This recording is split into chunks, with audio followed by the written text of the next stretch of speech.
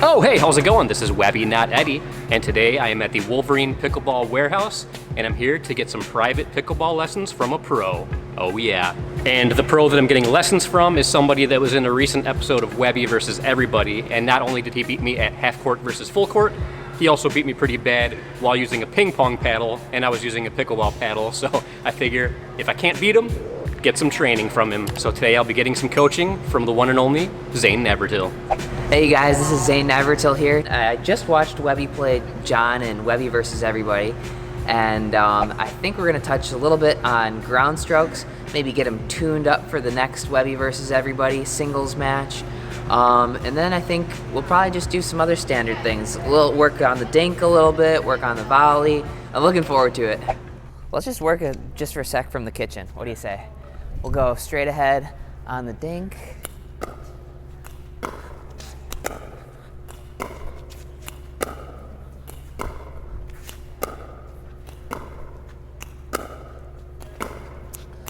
So I want to see just a little bit more of, sometimes when you're swinging on these, it seems like you almost quit on the ball a little bit. So what I mean by that is you've got your swing set up and you almost stop the follow through and you kind of come across to the middle here. So you're swinging to this spot. So if you watch higher level players, a lot of times their swing, if they're hitting a dink, it might end up, we're going cross court, it might end up across the body or whatever. But during the kind of the hitting zone, like where you're trying to make contact, more or less the swing with the pickleball paddle is pushing right towards that target. So at the point of contact, it's pretty much a linear sort of swing, direct towards the target. To me, it seems like you're kind of swinging like this, right? If you're aiming at me, you're kind of swinging across the ball a little bit, meaning you're coming like this just a bit, instead of pushing through that ball. So I want to see, just for a sec here, let's go think about pushing that ball directly towards me, right?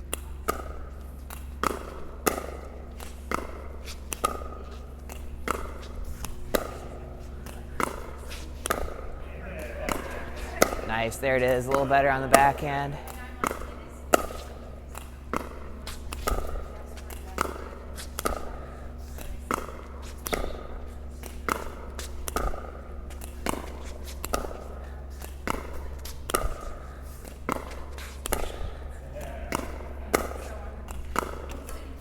See how that one, you lift it up and you ended kind of on this side just a bit?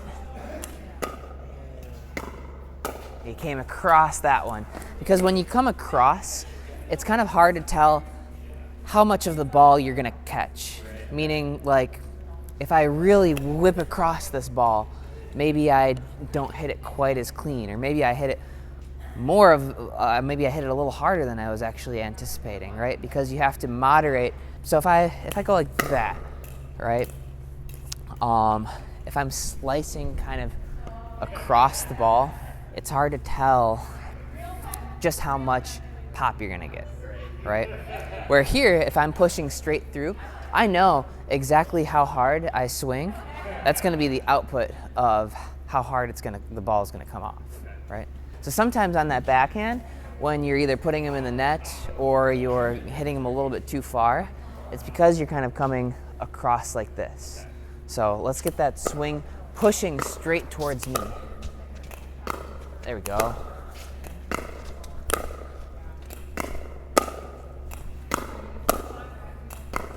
See how you're actually hitting with that backhand with a little bit more power now. Yeah. Because you're not taking pace off by coming across the ball. I want to actually have you pause that follow through for a sec. Okay. So I want you to, if I'm hitting, I want you to hit and show me that swing right there, right? Because it should be, this is the important part of our swing right here, right? Anything behind it doesn't really matter. Anything after it doesn't really matter. This is the important point, right? And I want to make sure that through the hitting zone, my paddle is looking right at you the whole time, right? Gotcha, okay. So let's go for some backhands. Hold that follow through for a sec. There it is. Yeah, that's very small swing. There it is. Yeah. A little bit too much swing there. Yeah, much better there.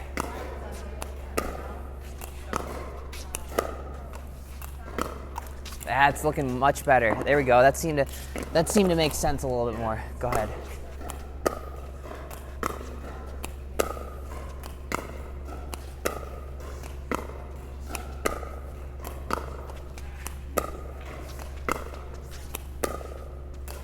A little too much backswing on that one. There you go.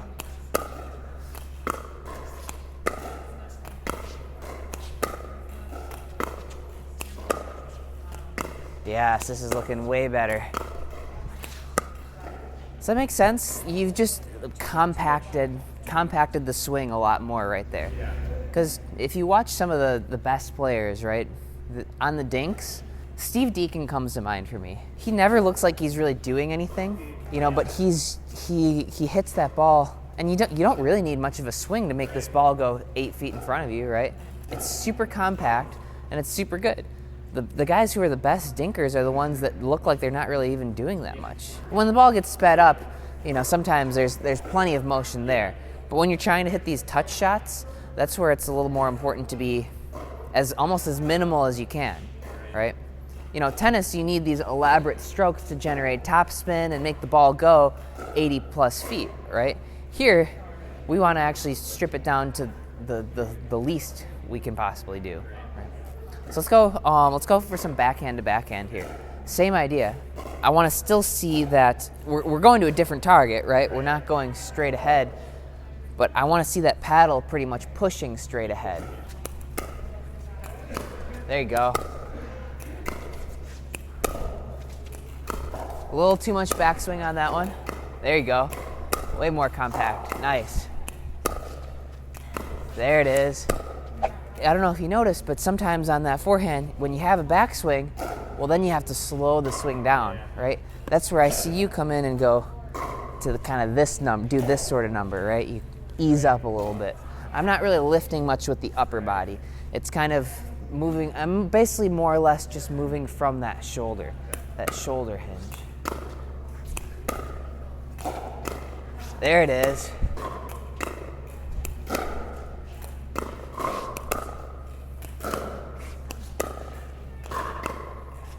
Keep that backswing small.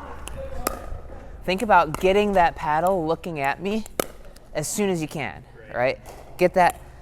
I'm preparing really early. I'm here. See how my paddle like waits for that ball in position? It's already looking at where I'm gonna go. You're used to taking a little bit of a swing, right? You're used to kind of coming back, doing this. When I'm hitting these forehands, my paddle is never really getting close to me, right? It's never really getting behind me to this spot. It's here, right? And I'm kind of pushing forward. Keeping that out in front a little bit more is gonna give you really good control. So you're not overextended. Because sometimes even on some of those dinks, you'd be hitting and you'd be following through kind of over here, right? Now you're following through to here, it's easy to get back to ready. So let's go cross court. You're covering a little bit extra distance now. The inclination is going to be to have a little bit more of a backswing and a little more follow through. Try and keep that small here for a second. Nice, there it is.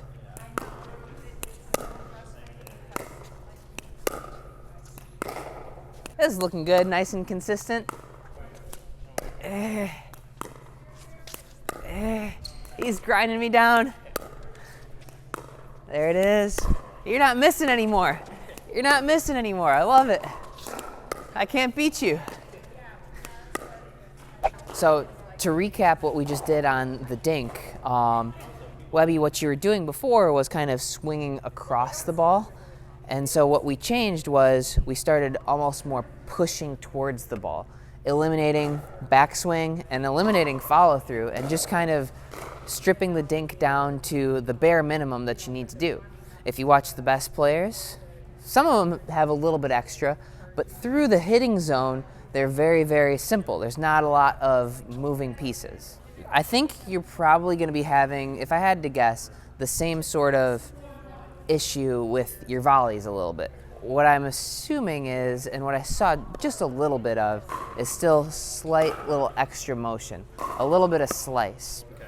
Generally, if we're up at the kitchen, side spin's not something we really want to see, because if we do see side spin from your shot, that means you're kind of slicing across it. Backspin is okay, right? Because I can get a little bit of backspin coming from right behind the ball. If I'm getting any sort of side spin, that's pretty tough to do repeatably. See, I can't do that consistently with side spin, right? So the drill we're gonna do is, I'm gonna try and put these shots, my dink shots, into that awkward spot where you can't, it's not really a pop-up, right? You can't really speed it up at me, but you need to hit it out of the air. So I'm gonna give you a bunch of balls kind of like that, right? And I want you to work on, putting that right back into the kitchen. There you go.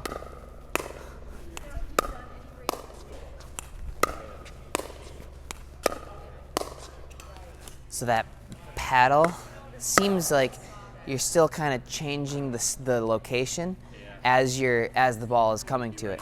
If you try and hit that ball to me in that spot, okay? And watch how, if I'm getting there, I have my paddle in position and I'm waiting for that ball. And I'll give it a little bit of a finish, right? See how my wrist is exactly in position right away? Try and get to that spot right away, as soon as you can. There you go. Yeah, there it is. Nice.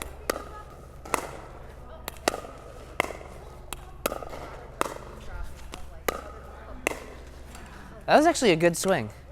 That was a nice and small swing. Nice. There it is. Nice. Nice. Nice.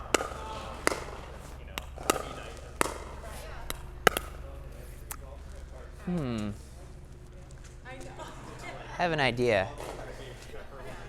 Would you guys happen to have any tape? This is something, I've never done this before. Webby's the guinea pig. And do you have just like a couple pieces of scrap paper? Oh yeah. All right, Webby, let me see your paddle.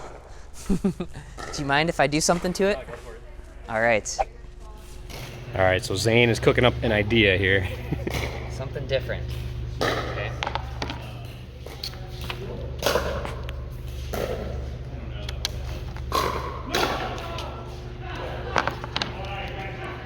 So Webby, what I'm doing is I'm blocking off the dead part of the paddle, okay?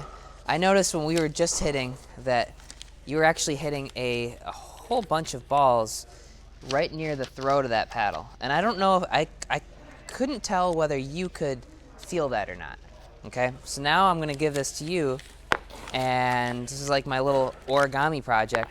This is gonna show you, you're definitely gonna be able to feel now when you do hit this ball on the kind of the throat of the paddle. It's completely experimental. I like it. All right, here's your new paddle, Webby. And your sweet spot, it's not the center of the paddle generally, it's more a little bit towards the top, right? So let's try this volley drill again. Okay. All right, let's do it again. See? Yeah.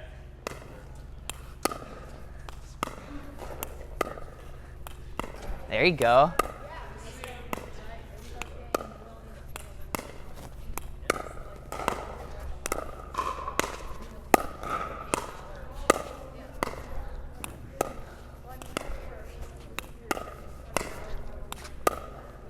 Oh, this is way better. I'm not hearing any of those clunkers anymore.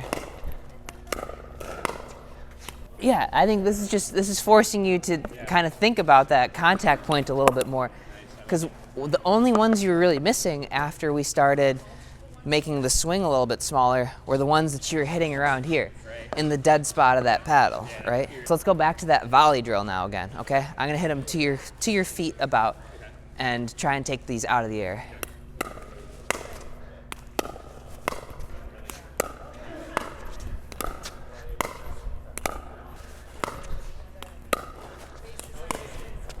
Nice. Now, yeah, start moving me around. We'll start mixing things up a little bit. Nice. Make it a little harder on you. Look at that. Now you're using the better part of the paddle, right? No, none of those clunkers. You're not hitting them down there at all anymore. I'm going to save this for the Pickleball Hall of Fame. I think you're going to see these paddle diapers in the future, thanks to Zane. So I played tennis. You knew that, right?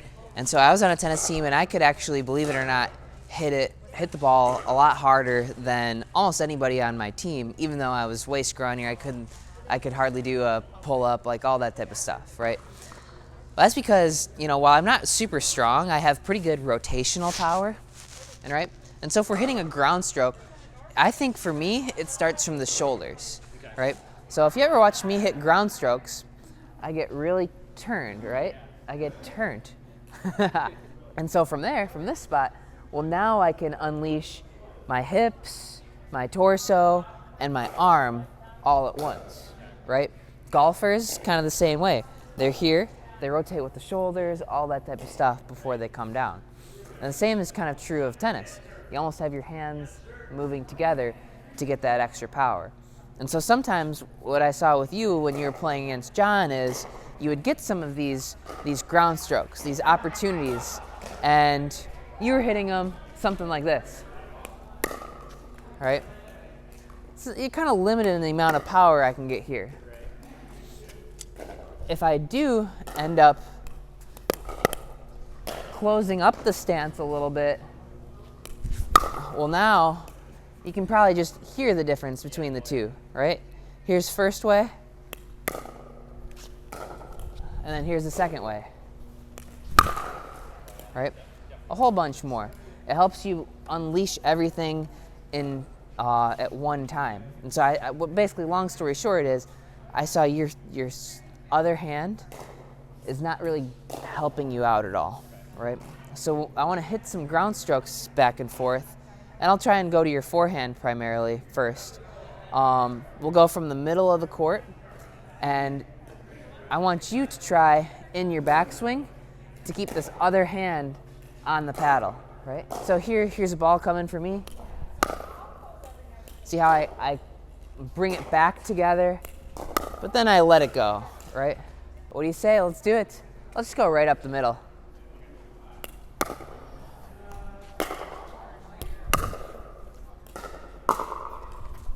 Oh, nice.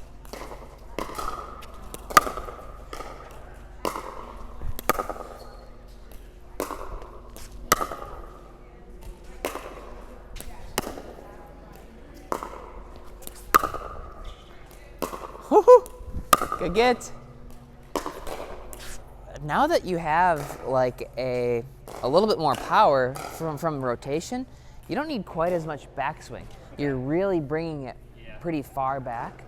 If I'm doing it, my elbow's sort of in for my whole preparation, right? My elbow's kind of close to the body. I don't need to get really far back there, right? I'm trying to keep, if we're on a plane with the camera here, if I'm turning, see, the camera's not going to see the paddle getting behind my body, right? I'm here. That way, again, I'm on one plane, right? What I'm seeing is you're doing better rotation, but now you're coming to this spot, right? So keeping it on the side of you a little bit more. You don't need quite as much backswing now that you're getting more power from rotation. There it is.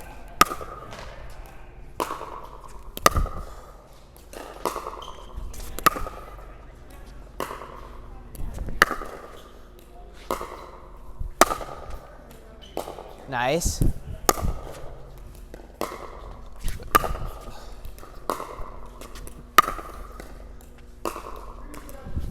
Look at that. He's starting to hit him really consistently now. It's perfect. So let's go on this forehand. Follow through is you're still kind of coming, really, you're swinging across. Don't think about swinging across. Think about, I'm gonna hit that ball. I'm gonna swing right towards Zane, right towards my target. If I swing straight like this, if I'm swinging straight towards the target, through the hitting zone, well, what's going to happen naturally is it's going to come across. I'm not thinking about coming across. I'm thinking of I'm swinging straight towards that target, and when I can't go straight anymore, I'm just letting my arm go where it wants to. There it is. Let that arm go where it wants. There it is, nice.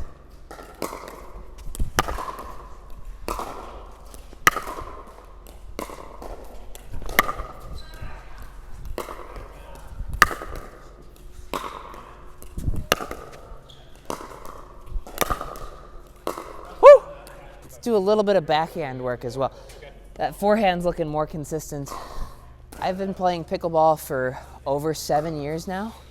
My first 5.5 or so, I always used a one-handed backhand. And then I tried a two-handed backhand for a week. It's like, wow, this is way better. It took me 5.5 years to do it. But I look at it in hindsight, well, what's the worst that could happen? So say you try a two-handed backhand for a week, and it's horrible after a week. Well, you ended up wasting a week of practice on your one-handed backhand. In the grand scheme of things, that's not so bad, right? On the upside, it could be far better for you, right? So there's not much to lose, and there's a lot to gain of just trying it. So, you want to give it a whirl? Yeah. Same idea. Most of our power is going to come from the shoulders here, one-handed or two-handed. As I'm coming through the swing, it's pretty much a more or less a flat facing paddle, right? Pretty much right towards that target. Eventually, at the end of the swing, it kind of rolls over. So we're not really thinking about intentionally rolling over. We're just kind of letting it happen. Make sense? Okay. Let's do some from up a little closer here. We'll go for the two-handed backhand for a little bit. One thing that you're gonna have to do is get underneath that ball a little bit more, right? You're starting your swing here, ball's down here, you're chopping wood, right? So we really need to make sure we get down under. Hey, there we go. Nice. Again, paddle in position early. Nice. There you go.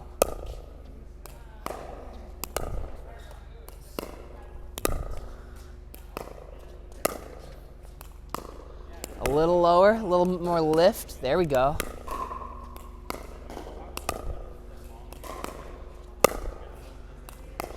All right, let's start slowly backing up a little bit.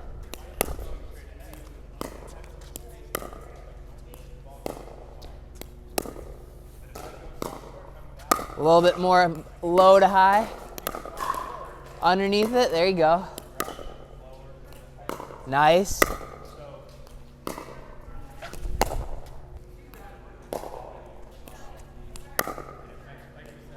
Even a little lower. There you go. Whew. Think about, in tennis, they tell you to swing over your shoulder, right? That's how you get that load high. Our follow through is going to be up and over here. You're kind of coming almost straight across. Now, pickleball is kind of a hybrid between the two of those. Tennis, you're definitely on the backhand side, swinging over the shoulder. In pickleball, a lot of the times, my follow through will end up somewhere around here. But for you, right now, you're coming straight across. So I want you to exaggerate that low to high motion by swinging over the shoulder.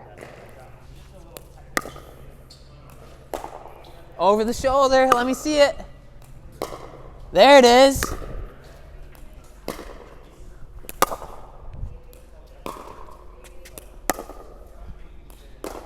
Hey, it's gonna feel weird. So I think as you maybe watch the tape, I think you'll see that you feel like you're coming above over the shoulder, but you're kind of starting the swing from here and trying to go like this instead of starting it a little lower and coming up and over. But it's your first time doing it. with your one-hander, you have a tendency to start high and slice it, right? That's kind of how you prefer to hit that ball.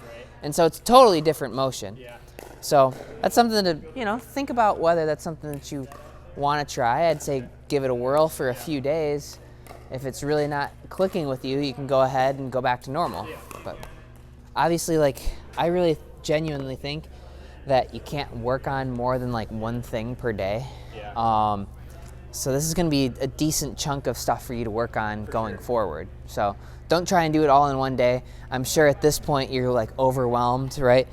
But maybe for a few days you just work on that dink until you're not thinking about it anymore, right? Once it becomes muscle memory, then that's easy. So, all right, Webby. Well, thanks for coming with me to Wolverine Pickleball today. It was awesome, good stuff. I think a couple different takeaways from today. Basically being kind of minimalist on your dinking shots. That'll help you be a little bit more consistent. We invented a new contraption today where we put on the base of your paddle, because I think sometimes maybe you were taking your eye off the ball a little bit or not watching all the way to contact, but sometimes you were hitting the ball at the throat of the paddle a lot. And then once we put that thing on there, you really started focusing on the contact point, and that, I think, helped a lot. I think you only hit the paper on there once or twice. After that, we kind of worked on ground strokes a little bit. And so, hey, if somebody, who, like me, who's 132 pounds soaking wet, can hit the ball pretty hard, so can you. Where I get my power from is from turning my shoulders, and then that helps me use my core and my legs. But it all stems from a good shoulder turn, okay? And so we worked on that a little bit with you, keeping that left arm with that paddle on your forehand and then rotating. We worked a little bit on two-handed backhand as well, and that's something to toy around with. Who knows, maybe it'll end up being good for you, maybe it won't, but what's the worst that could happen? Might as well give it a try. And when we do that two-handed backhand, we need to make sure that we are swinging low to high. This is a shot that eventually we're going to want to have some topspin on.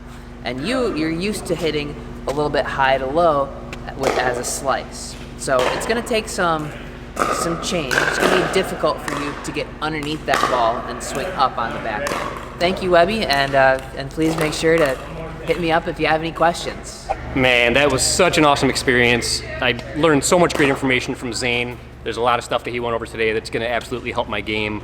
It's going to help right away, I think, too. He did say to focus on one thing at a time and then go on to the next thing. So hopefully by the next time I do a tournament or the next Webby versus everybody match, I'll have enough time to work on each thing that he taught me individually. And I am very, very confident that it's going to increase my skill once I do that. So great information, and my future opponents better watch out because I'm coming for you. But that's going to do it for us here today. And until next time, this is Webby, not Eddie, signing off. Pickleball addicting and fun, that's no joke. Pickleball and it's not just for old folks. Pickleball.